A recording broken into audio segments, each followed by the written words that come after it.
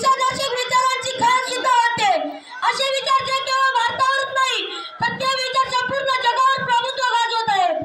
महात्मा गांधी काय म्हणत होते, तुम्ही मला कैद करू शकता, तुम्ही माझा छळ करू शकता, तुम्ही माझे शरीर नष्ट करू शकता, परंतु तुम्ही माझ्या विचारांना कधीच नष्ट करू शकणार नाहीत।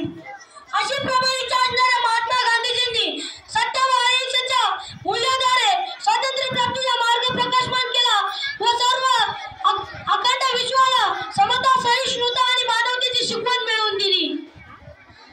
महात्मा गांधी हे राष्ट्रपिता या नावाने आपल्या भारतात त्यांना संबोधले जाते। आपल्या भारत देशाच्या स्वातंत्र्य सम्राटी या पुरंदर सेनापतीचा जन्म आजच्या गुजरात राज्यातील पोरबंदर या गावी माता पुतळाबाई गांधी आणि पिता करमचंद गांधी यांच्या पोटी 2 ऑक्टोबर 1869 साली झाला।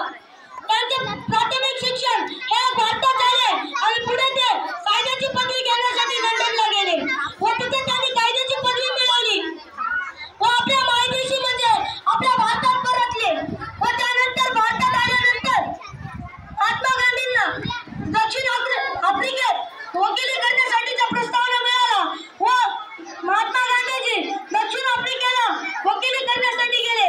तिथे त्यांना काळे गोरे या भेदभावाचा सामना करावा लागला।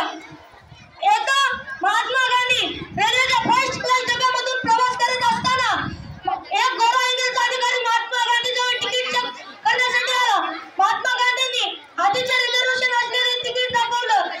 त्या गोऱ्या इंग्रजांनी महात्मा गांधींना रेल्वे डब्याच्या बाहेर जायला सांगितलं। गांधीजींनी रेल्वे डब्याच्या बाहेर जायला नकार दिला आणि त्या गोऱ्या इंग्रजांनी महात्मा गांधींना धक्के मारत रेल्वेच्या बाहेर हाकलून दिलं आणि महात्मा गांधीचे रेल्वेमध्ये जे असलेले सामान ते रेल्वेच्या बाहेर फेकून दिलं।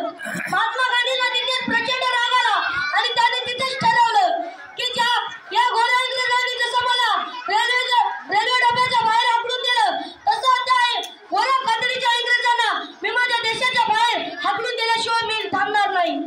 व तिथे दक्षिण आफ्रिकेत त्यांनी काळ्या लोकांच्या हक्क आणि अधिकारासाठी सत्याग्रह केला व त्यांनी दक्षिण आफ्रिकेत काळ्या लोकांना सन्मान मिळवून दिला।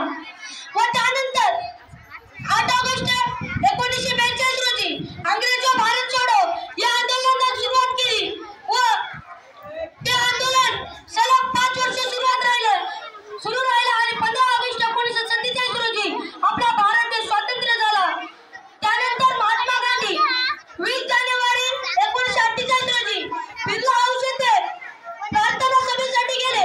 तिथे महात्मा गांधी स्टेजवर चढत असताना नथुराम गोडसे यांनी महात्मा गांधीच्या छातीवर एक गोळी आणि पोटात 2 गोळ्या घातल्या। तिथेच गांधीजी ठार झाले।